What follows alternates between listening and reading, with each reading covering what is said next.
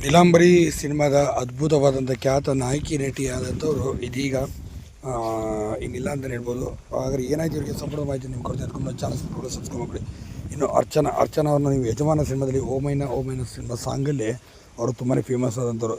ಇದಕ್ಕೂ ಮುಂಚೆ ಬಂದಂಥ ಮಾರಿಕಣ್ಣು ಓರಿ ಮ್ಯಾಗೆ ದಿಗೇಶ್ ಅವ್ರ ಜೊತೆ ಅಭಿನಯಿಸಿದಂಥ ಸಿನಿಮಾ, ನಂತರ ಬಂದಂಥ ನೀಲಾಂಬರಿ, ನಂತರ ಬಂದಂಥ 1, 2, 3 ಸಿನಿಮಾದಲ್ಲಿ ಕೂಡ ಇವರು ಅಭಿನಯಿಸಿ ಒಳ್ಳೆ ಹೆಸರು ಕೂಡ ಮಾಡಿದಂಥ ಅರ್ಚನಾ ಅವರು ಆಗಿನ ಸಂದರ್ಭದಲ್ಲಿ ಸಿಕ್ಕಾಪಟ್ಟೆ ನೋಡಲು ಕೂಡ ತುಂಬಾ ಮುದ್ದಾಗಿದ್ದಂಥ ಅದ್ಭುತವಾದ ಚೆಲುವೆ ಅಂತ ಹೇಳ್ಬೋದು.